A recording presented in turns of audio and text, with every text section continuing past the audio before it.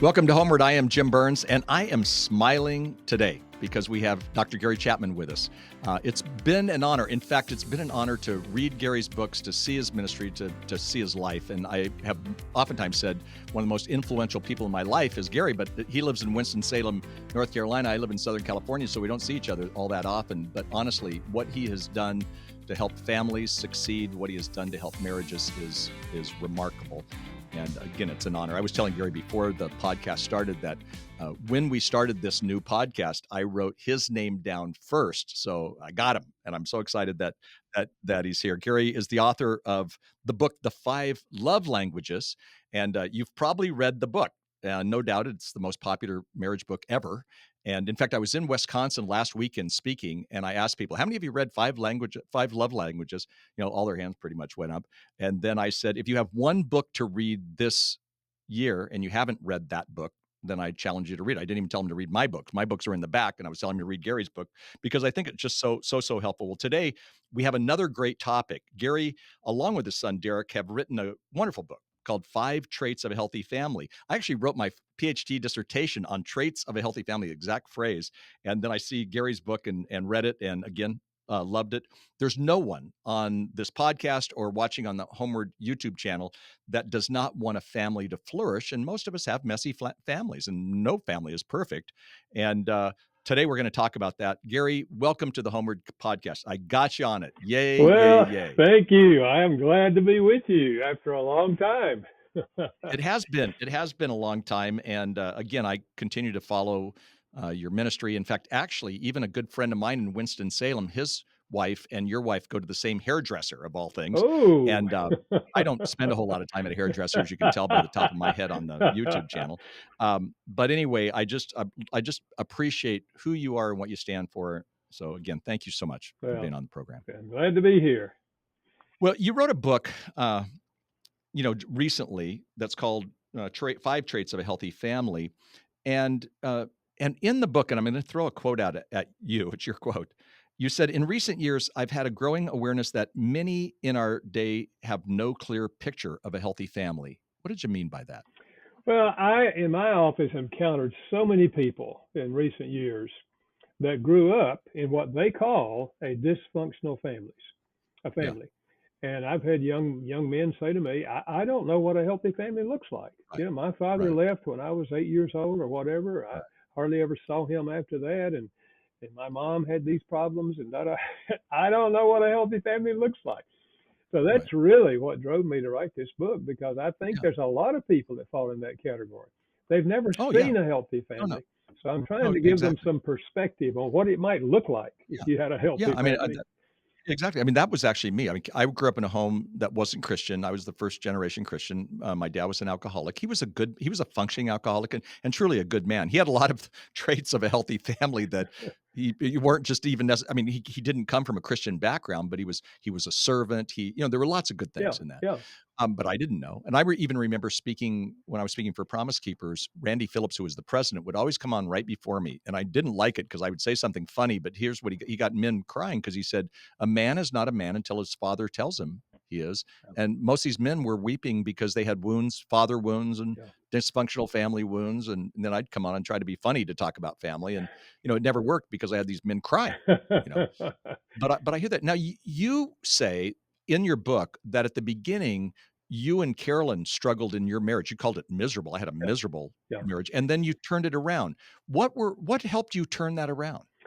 Well, 2 weeks after we got married, I enrolled in seminary to study to be a pastor. And when I came down off that high that we call falling in love or being in love, and I lost those feelings, and we had conflicts and didn't know how to solve them because when you're in love, you don't think you'll have any conflicts. So we ended up arguing with each other. I knew I was right. She knew she was right. We yelled at each other, and it was really bad. But I remember the day when finally I said to God, I don't know what else to do. I've done everything I know to do. It's not getting any better. If anything, it's getting worse, and I don't know what to do. And as soon as I said that, there came to my mind a visual image of Jesus on his knees washing the feet of his disciples. And I heard God say to me, that's the problem in your marriage. you do not have the attitude of Christ toward your wife. Mm. It Wow. hit me Wow. like a ton of bricks because I remember what Jesus said when he stood up after he washed their feet. He said, "You call me teacher and Lord, and you are right. In my kingdom, the leader serves." And he said, "I want Mm. you to do the same thing for others I'm doing for you." Yeah. And I just said, "Oh, Lord, forgive me," because I knew that was not my attitude.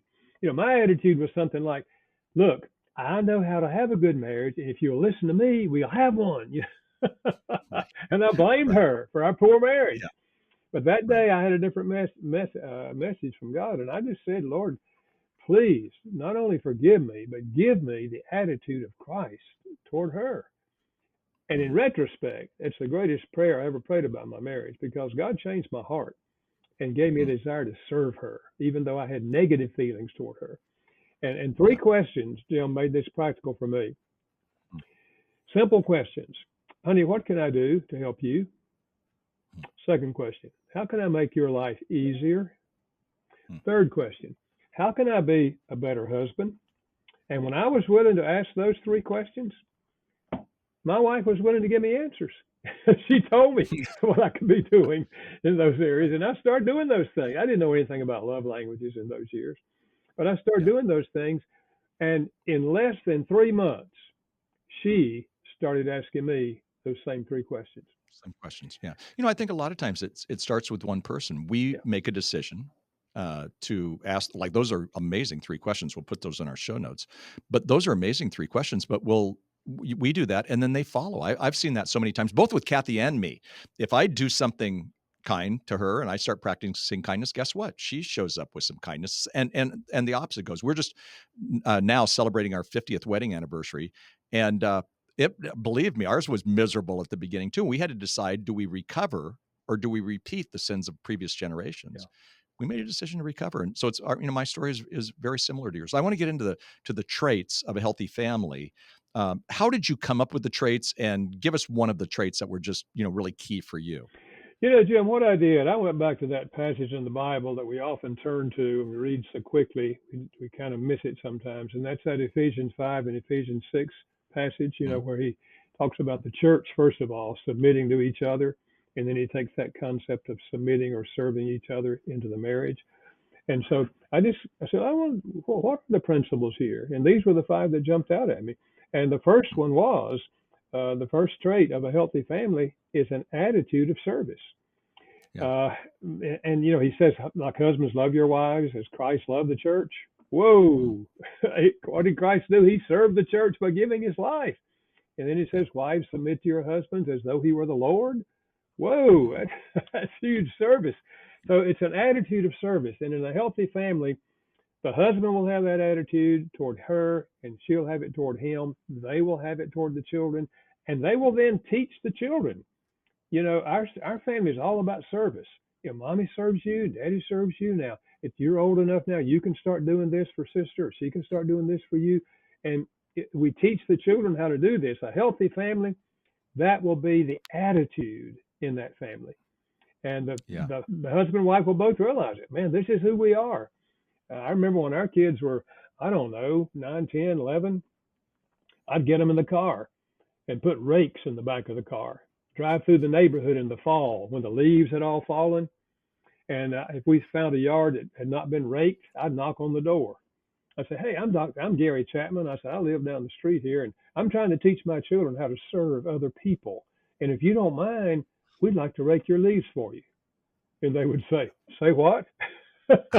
And I'd repeat my little speech. And they'd say, "Oh, I'd love for you to rake my leaves. I'll pay you to rake my leaves. I've been trying to find someone." I said, "No, I don't want money.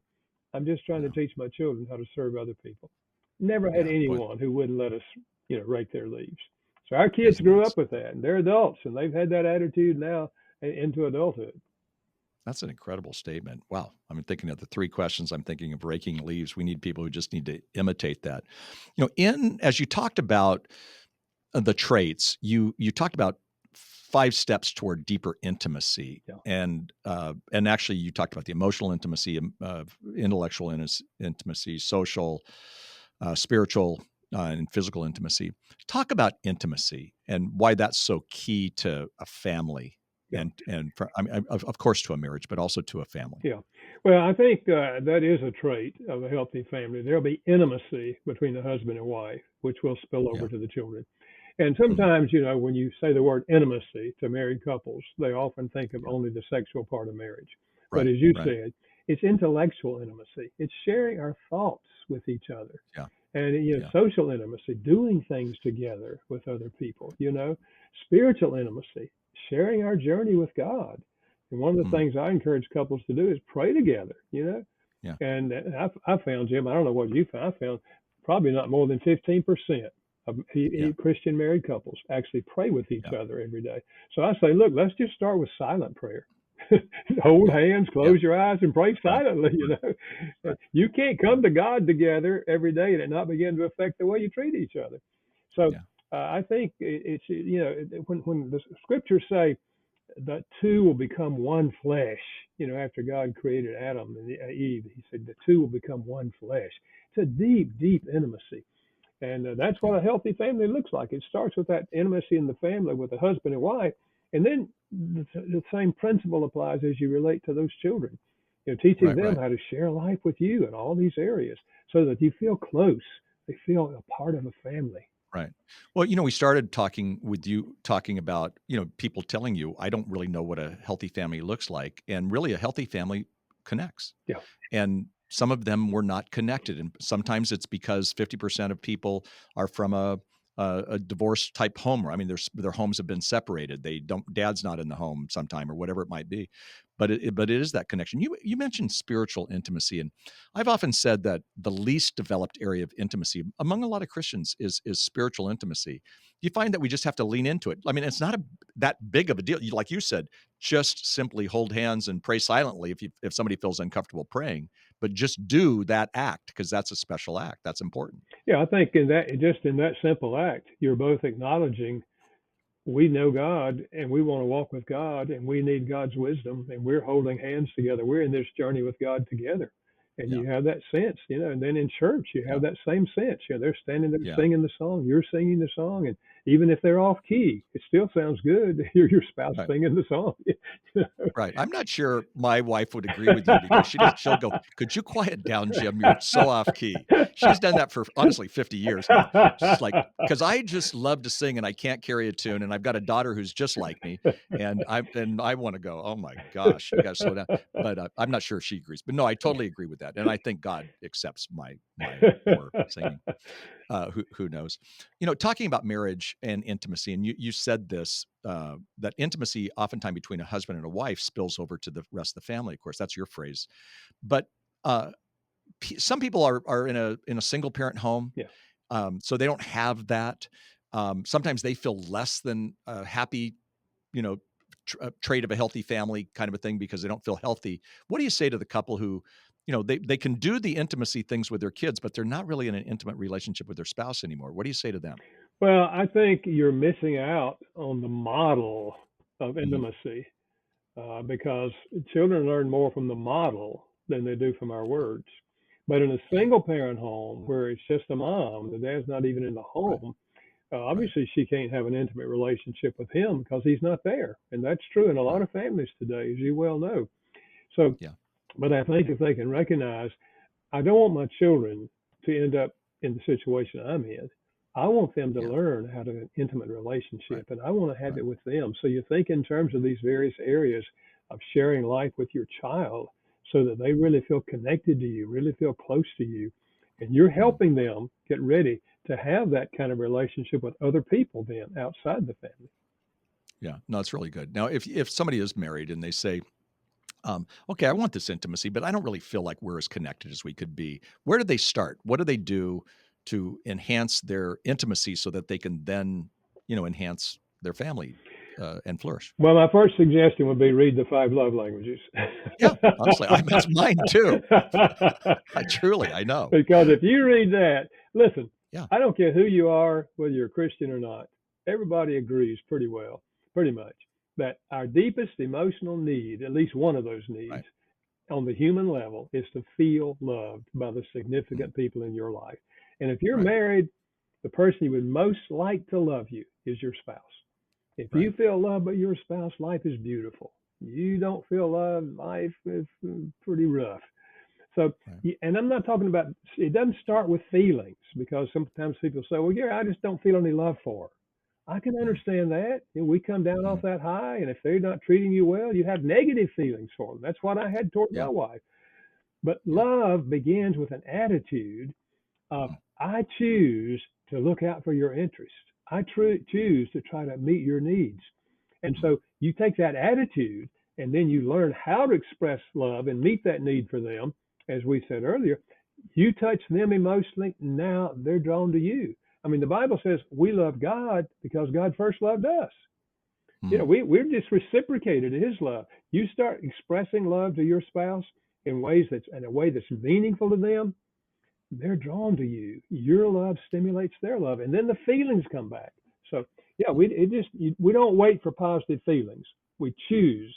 Love is a choice. We choose to have Right. an attitude of reaching out to our spouse and to minister to them. Yeah, and even with the 5 love languages, that's sometimes a choice. Yep. Kathy's love language is different than my love language. And I think at the beginning, I just naturally gave her my love language, Yeah. which is words of affirmation. She loves for me to say nice things to her, but she wants acts of service because, I tell people, I just said this not too long ago. And actually, I was speaking where sometimes you've spoken at Wind Shape, the Yeah. Chick-fil-A Yeah. thing. I was doing one of their marriage conferences on empty nest success. And I said, for Kathy, it's touch the dishes, touch the laundry. It's a little, and people all laugh. But the funny thing was, is Kathy goes, yeah, this is later. She wasn't speaking. She was there. And she goes, yeah, you're kind of messing up on how you fold the towels. And so I said, my on towel restriction. She goes, I'd rather do the towels. And I thought Kathy was punishing me and to not fold towels. I went, this is the greatest thing. I don't have to fold the towels now. But anyway, she was letting me know. And I one other thing at the wind shape thing, a woman came up to me and said something, and they were having an intense problem about their physical intimacy. And so I gave her some advice, and she said, that's the same advice Dr. Gary Chapman gave me 5 years ago. And I said, well, did you do it? She goes, no, we haven't really worked on that. Well, I said, well, then I think it's about time after 5 years. If you got two people giving you, the same thoughts, but I laughed because she goes, that's the same thing. Well, then maybe you should do what we're telling you to do. But anyway, it was a compliment for me that she actually put me in the same boat with you in terms of the input. What was, when you were doing this study, was there any traits that surprised you of a healthy family? Not really. The whole thing about healthy family. Parents will teach and train the children. Yeah. I did. I was deeply impressed, though. Again, that those two things are different. Teaching and Yeah. training. One is using words. The other is using Yes. actions, and these need to Yes. always go together. And I think if Yeah. parents can get this concept, it's just not that we explain what we want the child to do, but we also sometimes show them how to do it. Yeah. Yeah. And if we No, do, that's they're going to be far more likely to do what we're trying to teach them. Because where are they going to learn how to do the fundamentals of life? You don't right. learn that in school. You learn to read and No. write, but you No. don't learn how to do the fundamentals. Yeah. So, that whole concept of our teaching and training them with words, Yeah. and then the fact, also that we have to discipline them when they do wrong. Yes. And this is Yes. where if we wrap the discipline in love, they're far more likely to receive it, because Right. they feel loved by us and they realize, Yeah. yes, I broke the rule, and so I need to suffer the consequences. So, Yeah. Okay. That's so practical. And that was a really practical section in your book. I want to come back to that. We're going to take a quick break. And then when we come back, we're going to talk to Dr. Gary Chapman also about discipline and kind of how do we go back to this, training. A lot of us, uh, parented by circumstance and chance. We'll just try this and then we'll try that. But actually, there's some teaching and training, and the Bible even talks about training. And we probably don't think enough about that. We're going to take a real quick break. We'll be back in a moment. Like I said, I'm smiling today because we have Dr. Gary Chapman. He has written probably the most popular marriage book ever, The 5 Love Languages. And today we're talking about a new book of his called The 5 Traits of a Healthy Family, which I really, really enjoyed. I read it this last week, and it's just been great. I've been thinking about it all week.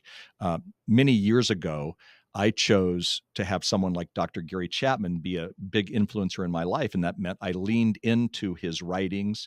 I listened to him speak, And it's been so beneficial. And I'm suggesting that you find the Gary Chapmans in your life, and maybe it's Dr. Gary Chapman. But anyway, lots of good stuff that you can see about his ministry and his work all in our show notes. And we'll talk about it at the end of the broadcast as well. So we'll take a quick break. We'll be right back. Hey, I'm Kelly Fellows. Did you know that HomeWord also has resources for parents and married couples? You can find all those resources at our website, homeword.com. Also, check out our YouTube channel, where we create 1-minute video vitamins to encourage parents and to resource couples. Check those all out at YouTube/HomeWord and also our website, homeword.com. Now let's get back to our podcast. Welcome to HomeWord. I'm Jim Burns, and we're talking with Gary Chapman today. So if you're listening or if you're watching on the YouTube channel, then, well, you're a part of this great conversation. Gary, I wanted to come back to something. I mentioned right before the break that, we kind of sometimes parent by circumstance and chance. We did. I mean, we tried something with our oldest Christy, and then we said, well, that didn't work. We'll go with Becca a different way. And, we just kind of did it. But what I heard you say in your book on Traits of a Healthy Family is that, and you used the words, and we used them before the break as well, use the words teaching, training, and even discipline. What if that doesn't come natural to somebody, or they didn't have it modeled, as we talked about? How did they give us some suggestions on how they do that well? Well, let me just say, first of all, as parents, we are doing the same thing for our children that God does for us. He tells us, don't do this and do this. Right. And if we don't follow, then he disciplines us. Yeah. And that's the purpose. Yeah, and there's circumstances. Sometimes it's even natural circumstances for doing silly things that we do where we miss the mark. Absolutely. So we're just trying to follow God's model. Okay. So let's make sure that we discuss, what rules we're going to have for our children, and that they have meaning, because they ought to always be flowing out of our love, not just something to make us feel good, but something we think is going to be valuable for that child. So we share what the rule is, but we also share the consequences. Tell them what's going to happen if they break the rule. We don't throw the ball in the house. We throw it in the yard, but not in the house. Okay? Now, if you do throw the ball in the house, we'll have to put the ball in the trunk of the car for 2 days, and you won't get to play with it. Okay? It's really good. Now, and they know what's going to happen if they break the rule. So if they break the rule, then also what I suggest is you wrap that discipline in love. Let's say their language is words of affirmation, their love language. So you say, Johnny, I am so proud of you because you almost always keep the rules. But this time you broke the rule and you threw the ball in the house, right? He's crying now. Yeah, he did. And you know what has to happen. So let's put the ball in the trunk of the car. So you walk out and put it in the car. But then you say, listen, I'm proud of you because you seldom break the rules. Yeah. Now you've wrapped it in love. He knew it was coming. You knew it was coming. And he's getting the concept. When you break the rule, there's consequences. It's one of the most profound lessons a child can learn. And what I love about how you did that is you've already talked about it. So Johnny knew what was going to happen, but now you're almost showing empathy. Johnny, I'm sorry that we have to take the ball away because you almost always do it right. And so it's not where you're almost, we talk so much about punishment. I mean, you got the ball taken away. That's a punishment, but you didn't do it in that way. It was the wording that you did. I think all of us want you as our dad or as our grandpa. I'm just telling you, because that's a great thing. And that doesn't come naturally to people, especially people who were raised in shame-based parenting, or, they were raised with their parents didn't do it that way. They kind of have to learn this, don't they? They do. I think all of us have to learn. I never read a book on parenting. We had to learn the hard way too. We were coming along. But now there is help. There are books like this that help on how to do these kind of things. And when you learn how to, set the rules and consequences, and then lovingly apply the discipline to them, that child's learning a lesson. Now, they're going to grow up to respect authority. First, they're expecting your authority, but they're also going to grow up feeling loved. And even if they break a rule, they're still loved. And so we're setting them up for success when we teach, train, and discipline well. Oh, I love that. And really, I think the bottom line, even when kids have really blown it, when we're talking about older teens or even young adults, when they've really blown it, the question I always say that they are still asking is, do you still love me? They've strayed from faith. They violated your values. And sometimes it's hard for parents to show love when they don't agree with the actions that the kids have done. Yeah.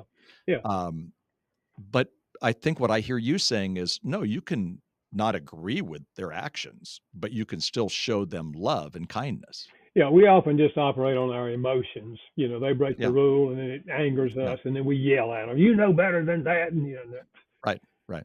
we have to learn how to Mm, control the normal anger that's there. When a child does yeah, break the rule, and realize that we're teaching right. them how to raise children someday. No, I know. Oh, I know. I know. And it's kind of fun as a grandpa. I'm watching my kids, now do a great job actually, but I just kind of laugh because if one of them, one of our grandkids is real strong-willed, and that daughter happened to be very strong-willed, and I kind of think, well, you're getting payback here. So, but anyway, it works. You in the book, and I thought you did a great section on this. You talk about uh, honor as a key trait to a flourishing family, Yeah. and what do you mean by honor? Yeah, Honor. it's that whole thing that children will obey and honor their parents. And Yeah. obedience comes before honor.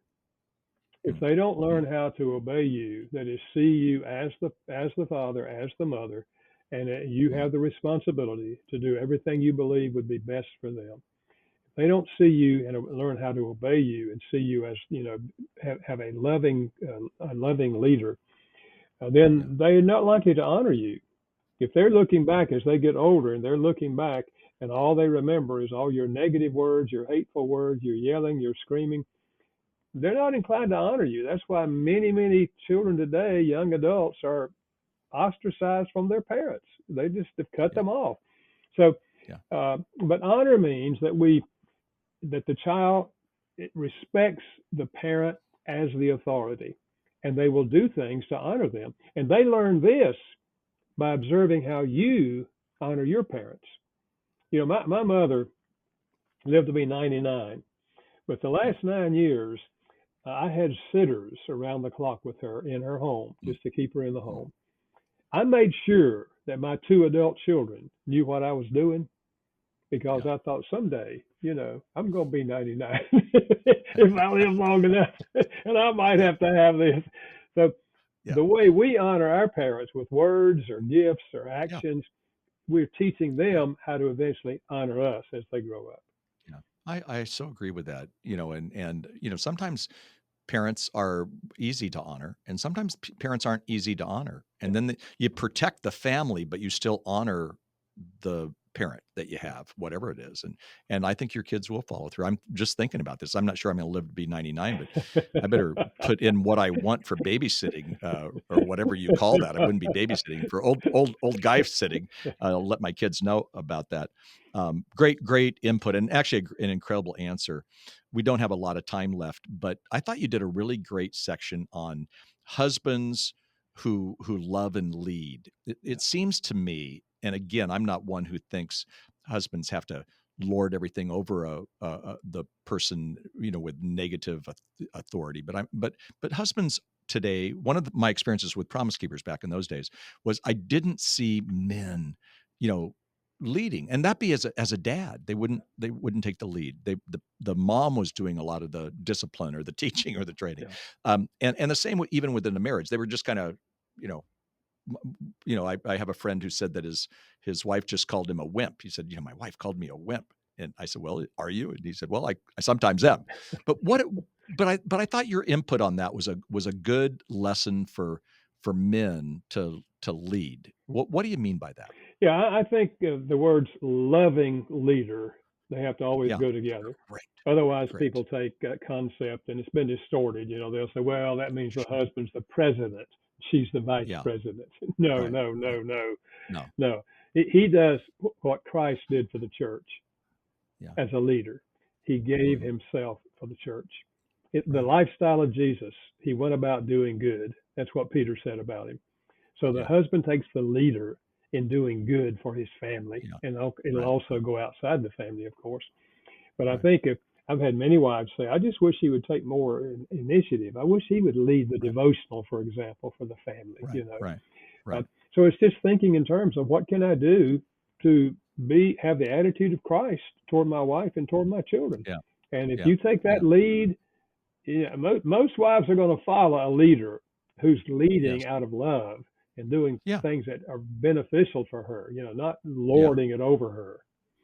No, it's so good. I was even thinking of a scripture in Proverbs, 10:9 that says, whoever walks with integrity has security. And I think that when a man walks with integrity, when a woman walks with integrity, they have security, but their children will have security too. And part of that is how we love each other and how we lead. And so good. Listen, time's gone by so fast, but thank you so very much for who you are, what you do, especially. And then also thank you for this new book, 5 Traits of a Healthy Family. You got some reading to do, folks, because you want to get this book. And then you want to, if you haven't read, you may be the only person in America who hasn't, but if you haven't read 5 Love Languages, then go and get that book too, as well as many other great books. I can honestly say I have a shrine, not really a shrine, but I have these, my Gary Chapman books fill a section of my bookcase. And I go back to them over and over again.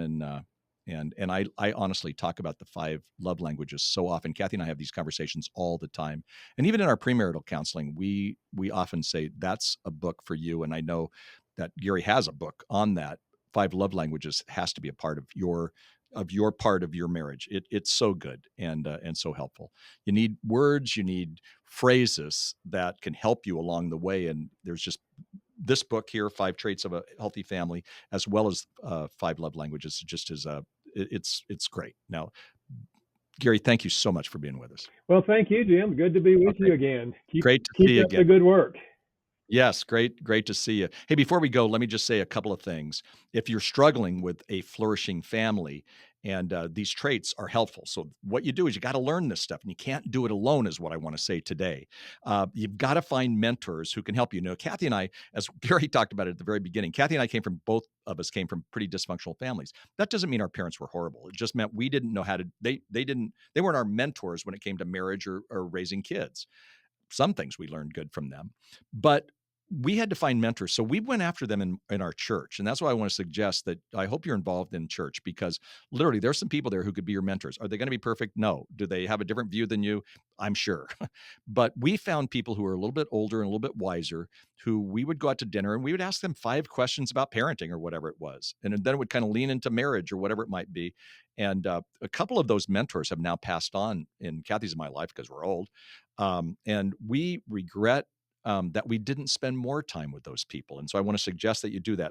The other thing I want to say is, and this is where it's been with this conversation with Gary, is, you know, Gary for me for many years has been what I call a paper mentor, meaning I know about his life because I read his books. I mean, I knew his wife's name, Carolyn, way before I ever met Gary, because I'd read his materials, and I it's just so key.